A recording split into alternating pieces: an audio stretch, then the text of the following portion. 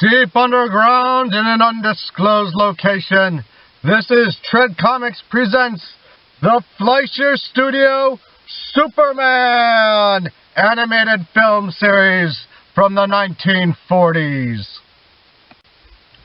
The Fleischer Superman cartoons are a series of 17 animated short films released in Technicolor by Paramount Pictures and based upon the comic book character Superman, making them his first animated appearance.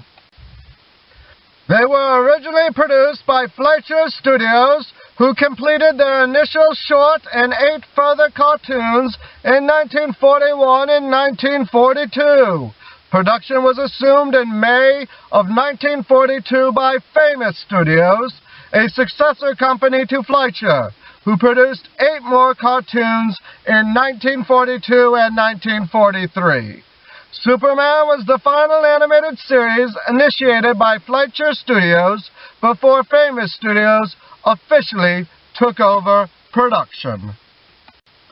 Although all entries are now in the public domain, ancillary rights such as merchandising contract rights as well as the original 35mm master elements are owned today by Warner Brother Entertainment.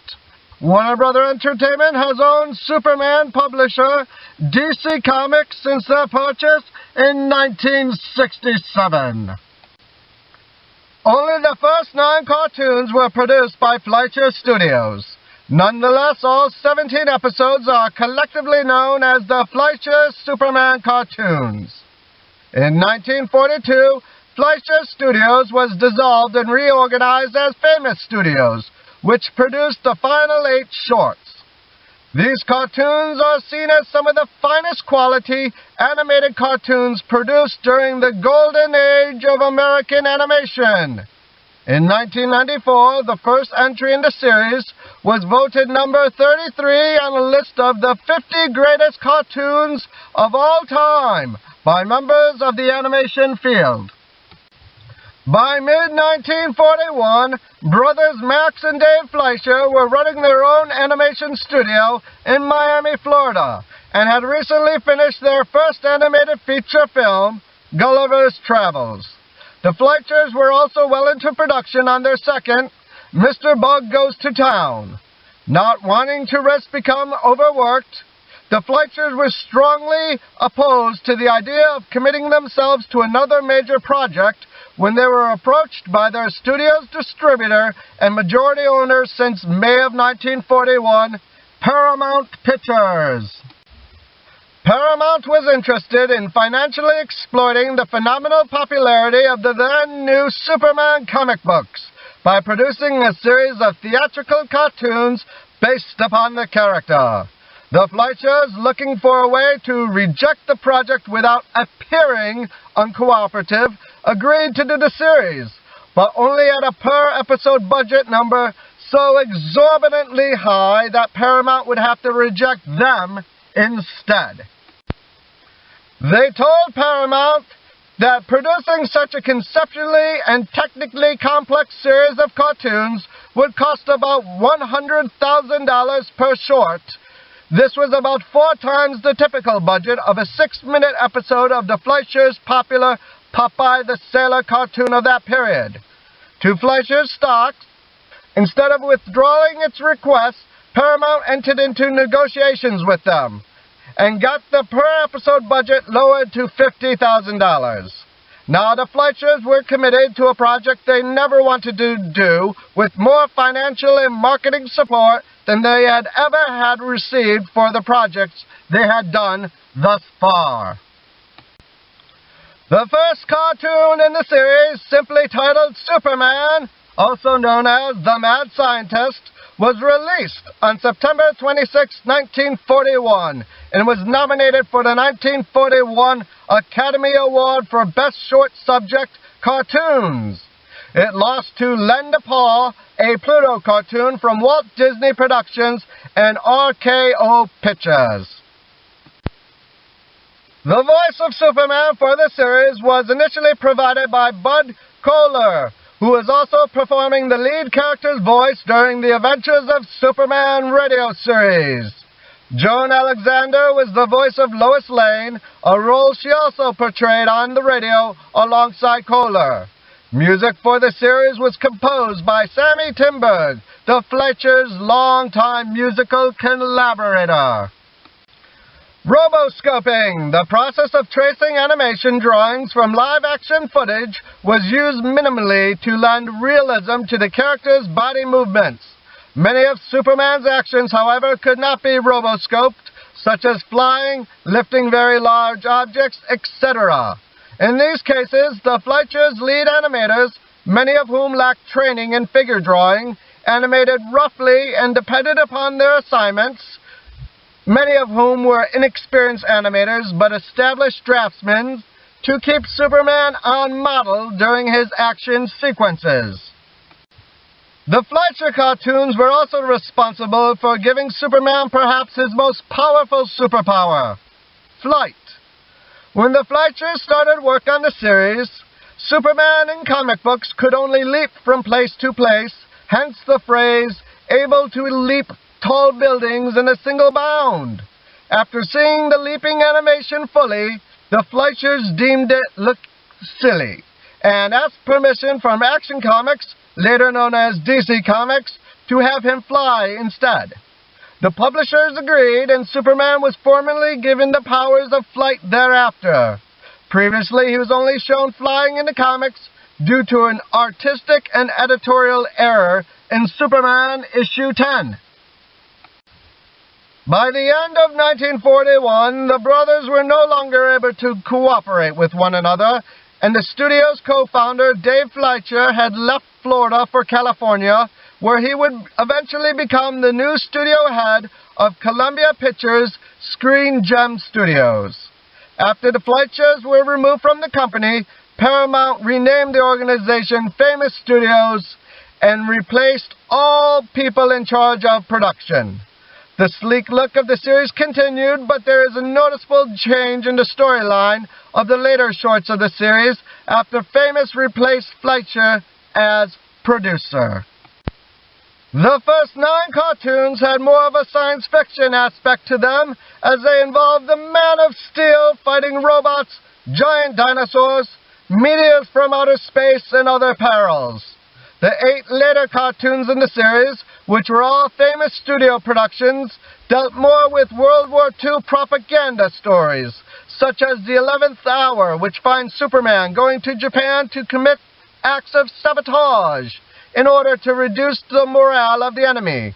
Meanwhile, an angered Adolf Hitler had a cameo role at the end of Jungle Drums after Superman foiled another Nazi plot. The first 7 cartoons originated the classic opening line, which was later adopted by the Superman radio series and in the live-action television series a decade later. Faster than a speeding bullet, more powerful than a locomotive, able to leap tall buildings in a single bound. However, for the final 2 Fleischer-produced cartoons of the first of the 8 Famous studio-produced cartoons, the opening line was changed to faster than a speeding bullet, more powerful than a locomotive, able to soar higher than any plane. For the remaining Fleischer Famous studio-produced cartoons, the opening line was changed yet again to faster than a streak of lightning, more powerful than a pounding surf, mightier than a roaring hurricane. For international prints of Superman cartoons starting with the 11th Hour, the opening line is faster than a streak of lightning, more powerful than a pounding surf, mightier than a roaring hurricane. This series also featured a slight variation of the now classic exclamation, "Up in the sky, look! It's a bird! It's a plane! It's Superman!" Famous Studios ended the series after a total of 17 shorts had been produced, replacing it with a series of shorts based upon Marge's Little Lulu. The high cost of the series kept it from continuing in the face of budgetary restrictions that were imposed after removing the Fleischers from the studios.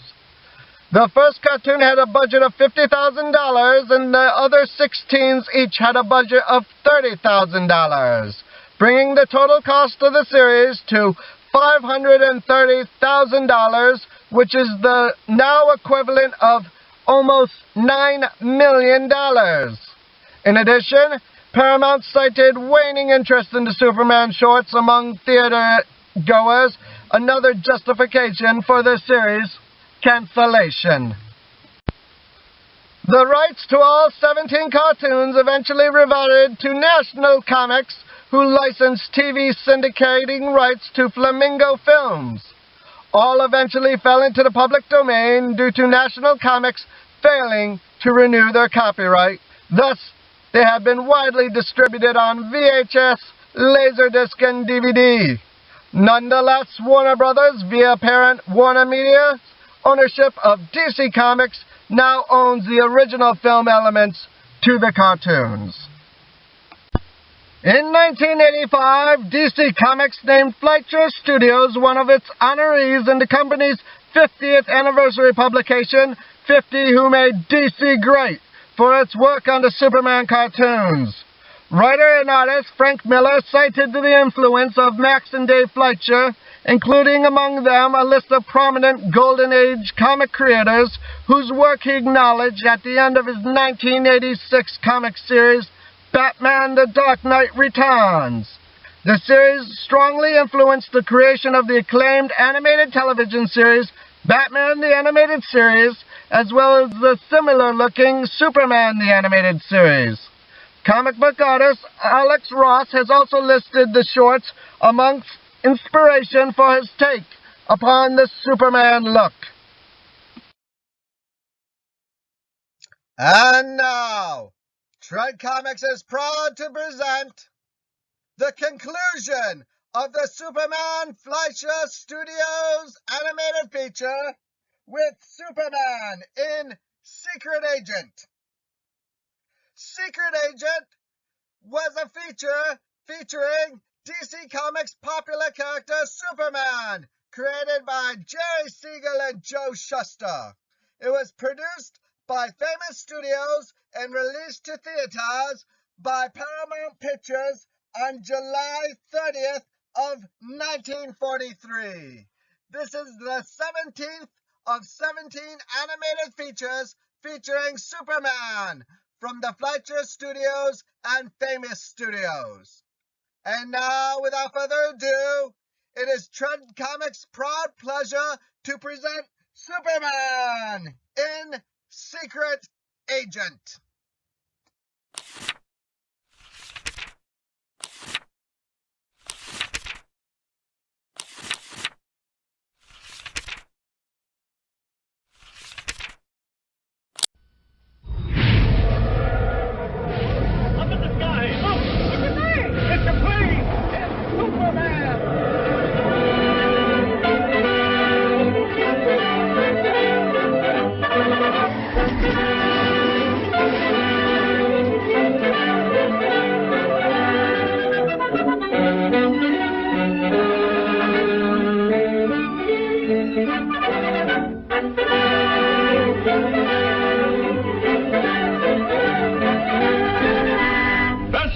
Streak of lightning, more powerful than the pounding surf, mightier than a roaring hurricane. This amazing stranger from the planet Krypton, the Man of Steel, Superman. Possessing remarkable physical strength, Superman fights a never-ending battle for truth and justice, disguised as a mild-mannered newspaper reporter, Clark Kent.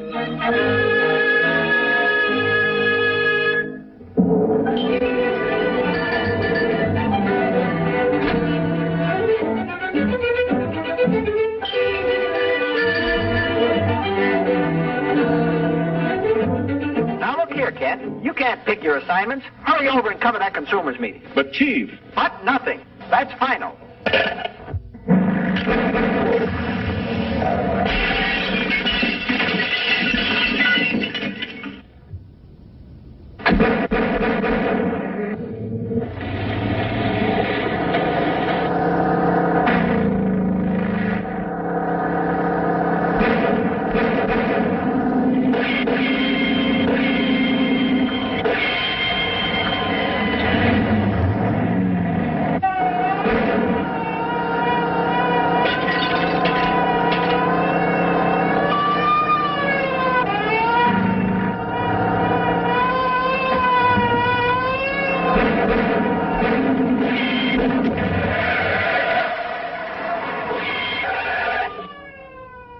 Gosh, that was a close call.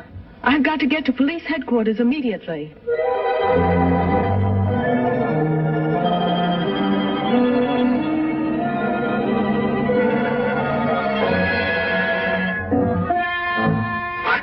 You're damnless and sharpskipper. I send you out to bring back that woman, and what happens? You let her get away and bring me this fool. She must not get to the airport. She must be stopped. They are probably the largest and most ruthless gang of saboteurs in this country. I know. For 6 months they thought I was one of them. This briefcase contains a list of their names, together with their diabolical plans of destruction. They will stop at nothing to recover these records. I must get them through to Washington. I understand. I'll see that you have an escort to the airport.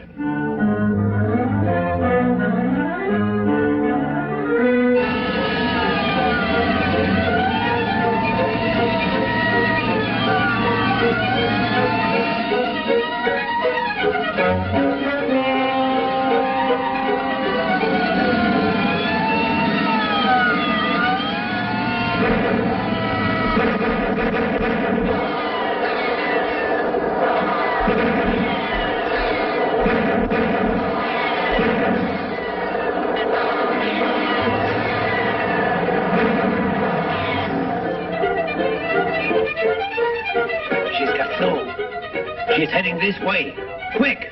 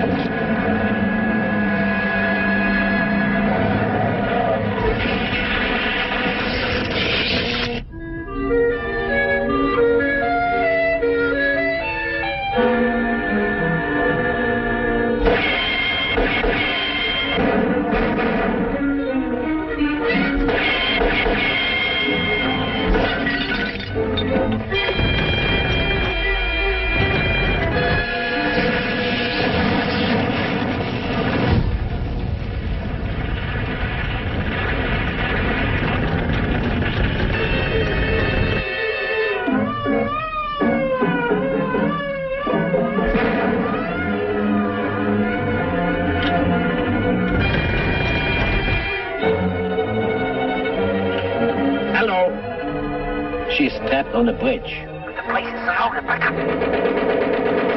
Hello? Erich? Hello? Hello? Zum Donnerwetter. Something went wrong. We've got to get those records.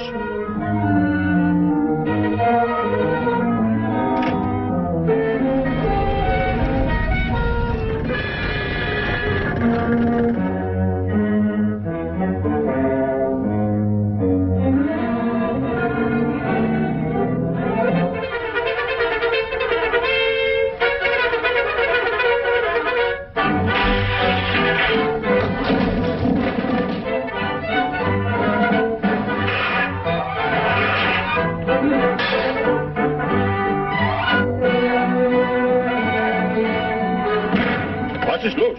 Ist der Norris verrückt geworden?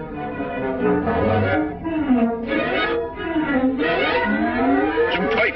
Was sollen wir tun? Schmeißt die Wände ein!